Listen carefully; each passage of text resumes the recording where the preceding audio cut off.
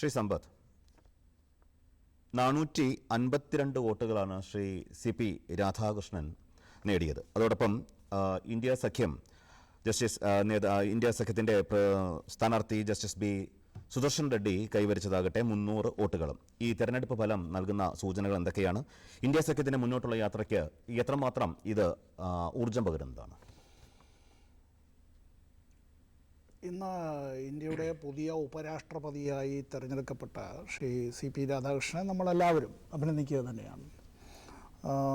ഇത് ഇന്ത്യയുടെ ഭരണഘടനാ മൂല്യങ്ങൾ ഉയർത്തിപ്പിടിക്കുന്നതിന്, ഇന്ത്യയുടെ പാർലമെൻ്ററി ജനാധിപത്യത്തിന് കൂടുതൽ കരുത്ത് പകരുന്നതിന്, നമ്മുടെ ഭരണഘടന വിഭാവന ചെയ്യുന്ന മതനിരപേക്ഷത ഉൾപ്പെടെയുള്ള സ്ഥിതിസമത്വം ഉൾപ്പെടെയുള്ള കാര്യങ്ങൾ അത് പരിരക്ഷിക്കുന്നതിന് ഈ ഭരണഘടനാ ചുമതല വഹിക്കുന്ന വ്യക്തിക്ക് കഴിയട്ടെ എന്നും നമ്മുടെ പാർലമെൻറ്റ് വിശിഷ്യ അദ്ദേഹം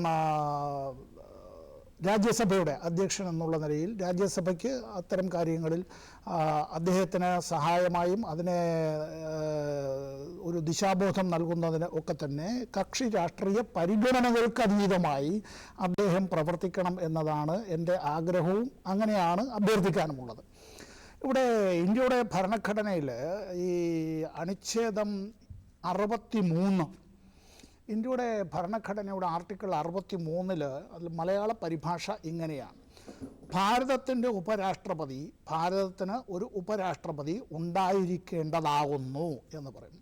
അപ്പോൾ ഇന്ന് നമ്മൾ ഈ തെരഞ്ഞെടുപ്പിൽ വിജയിച്ച സ്ഥാനാർത്ഥി, NDAയുടെ സ്ഥാനാർത്ഥി വിജയിച്ചു എന്നുള്ളത് ശരി, തിരഞ്ഞെടുക്കപ്പെട്ട വ്യക്തിയെ അഭിനന്ദിക്കുമ്പോൾ തന്നെ എന്തുകൊണ്ടാണ് ഈ തെരഞ്ഞെടുപ്പ് ഉണ്ടായത് എന്നതിലേക്ക് ഞാൻ വരികയാണ്. എനിക്കൊരു 1.5 മിനിറ്റ് ഈ കാര്യത്തിൽ തരണമെന്നത് മാത്രമാണ് തീർച്ചയായിട്ടും. ഇന്ത്യയുടെ ചരിത്രത്തിൽ ഇത്തരത്തിലൊരു തെരഞ്ഞെടുപ്പ് എങ്ങനെ ഉണ്ടായി?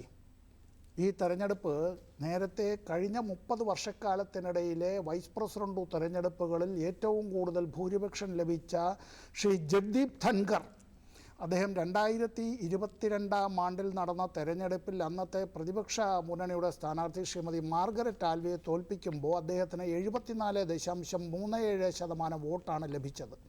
അദ്ദേഹത്തിന് കിട്ടിയ ഇലക്ട്രൽ വോട്ട് എന്നുള്ളത് 528 എതിർ സ്ഥാനാർത്ഥിക്ക് കിട്ടിയത് വെറും 182. 30 വർഷക്കാലത്തെ ഏറ്റവും വലിയ ഭൂരിപക്ഷത്തിൽ വിജയിച്ചതായ വൈസ് പ്രസിഡന്റ് സ്ഥാനാർത്ഥിയായി അങ്ങനെ തിരഞ്ഞെടുക്കപ്പെട്ട ശ്രീ ജഗ്ദീപ് ധൻഖർ, അദ്ദേഹത്തിൻ്റെ വിവിധ നടപടികളെ സംബന്ധിച്ച് പ്രതിപക്ഷത്തിന് ഒരുപാട് ആക്ഷേപങ്ങളുണ്ടായിരുന്നു, വിമർശനങ്ങളുണ്ടായിരുന്നു. പ്രതിപക്ഷ നിരയിലെ നിരവധി നേതാക്കന്മാരുൾപ്പെടെയുള്ളവരെ പ്രസംഗിക്കാൻ അനുവദിച്ചിരുന്നില്ല എന്നുള്ള പരാതി ഉണ്ടായിരുന്നു. സഭയിൽ പറയേണ്ടിയിരുന്ന കാര്യങ്ങൾ സഭയ്ക്ക് പുറത്ത് അദ്ദേഹം അത്തരത്തിൽ വിളിച്ചു പറയുന്നൊരു നിലയിൽ അതെല്ലാം തന്നെ അദ്ദേഹം അങ്ങനെ ചെയ്യുന്നു എന്നുള്ളത് അദ്ദേഹത്തിൻ്റെ രാഷ്ട്രീയ മേലാളന്മാരുടേതായിട്ടുള്ള ആശീർവാദത്തോടു കൂടി അല്ലാതെ എന്ന് ഞാൻ വിശ്വസിക്കുന്നില്ല. ഇവിടെ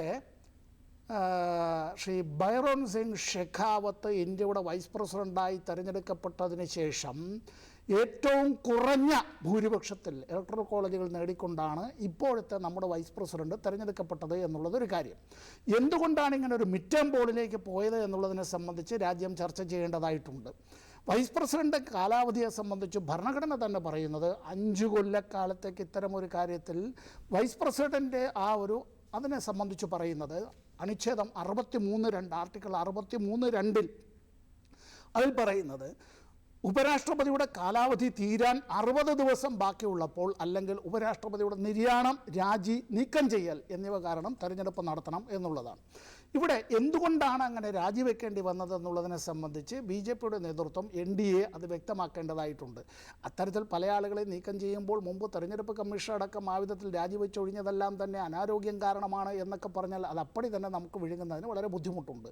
ഇവിടെ ഈ തെരഞ്ഞെടുപ്പ് ഇങ്ങനെ ഒരു മിഡ് ടേം പോളിലേക്ക് വരുമ്പോൾ ഞാനിത് മുമ്പ് US പ്രസിഡന്റ് തെരഞ്ഞെടുപ്പും വൈസ് പ്രസിഡന്റ് തെരഞ്ഞെടുപ്പുമായി ബന്ധപ്പെട്ടൊരു കാര്യം പറയാൻ ആഗ്രഹിക്കുകയാണ്.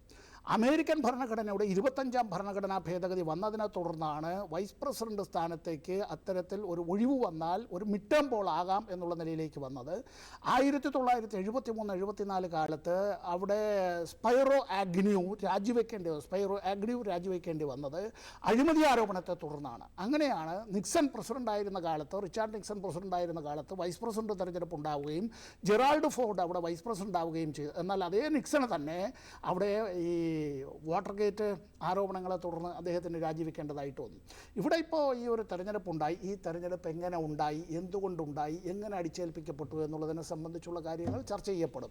തെരഞ്ഞെടുപ്പ് നടന്നു, വിജയിച്ചു, അത്തരം കാര്യങ്ങൾ ശരി എന്നുള്ളതാണ്. എങ്കിലും ഞാനിതിനെക്കുറിച്ച് പറഞ്ഞു തീർക്കുന്നതിന് മുമ്പ് ഒരു കാര്യം, ഭരണഘടനാപരമായ ഒരു ചുമതലയാണ് നമ്മൾ നിർവഹിക്കുന്നുവെന്ന് പറയുമ്പോൾ ഭരണഘടനയിലെ ആർട്ടിക്കിൾ 93 അനുസരിച്ച്, അനുച്ഛേദം 93 അനുസരിച്ച് ലോക്സഭയ്ക്കൊരു സ്പീക്കറും ഡെപ്യൂട്ടി സ്പീക്കറും ഉണ്ടാവണമെന്നുള്ളത്. ലോക്സഭ കഴിയുന്നതും വേഗം ആ സഭയിലെ 2 അംഗങ്ങളെ യഥാക്രമം അതിൻ്റെ സ്പീക്കറും ഡെപ്യൂട്ടി സ്പീക്കറുമായി തിരഞ്ഞെടുക്കേണ്ടതും സ്പീക്കറുടെയോ ഡെപ്യൂട്ടി സ്പീക്കറുടെയോ ഉദ്യോഗം ഒഴിവാകുമ്പോഴെല്ലാം ആ സഭ മറ്റൊരംഗത്തെ സ്പീക്കറോ ഡെപ്യൂട്ടി സ്പീക്കറോ ആയി അതാത് സംഗതി പോലെ തിരഞ്ഞെടുക്കേണ്ടതുമാകുന്നു എന്ന് ഭരണഘടനയിൽ പറയുമ്പോഴും 17ാം ലോക്സഭയുടെ 5 കൊല്ലക്കാലവും ഡെപ്യൂട്ടി സ്പീക്കർ ഉണ്ടായിരുന്നില്ല. പ്രതിപക്ഷത്തിനാണ് അത് നൽകേണ്ടിയിരുന്നത്. ഇപ്പോൾ 18ാം ലോക്സഭാ തെരഞ്ഞെടുപ്പ് കഴിഞ്ഞ് മാസങ്ങൾ കഴിഞ്ഞ് ഒരു വർഷം ഏതാണ്ട് ആകാൻ പോകുമ്പോഴും ഡെപ്യൂട്ടി സ്പീക്കർ ഭരണഘടന അനുസരിച്ച് നിർദ്ദേശിച്ചിട്ടുള്ളത്. എന്തിനേറെ പറയുന്നു, സുപ്രീം കോടതിയുടെ ചീഫ് ജസ്റ്റിസ് ആയിരുന്ന വേളയിൽ തന്നെ, ഇപ്പോൾ അദ്ദേഹം സ്ഥാനം ഒഴിഞ്ഞുപോയ ചീഫ് ജസ്റ്റിസിനെ കുറിച്ചാണ് ഞാൻ ഈ പറയുന്നത്.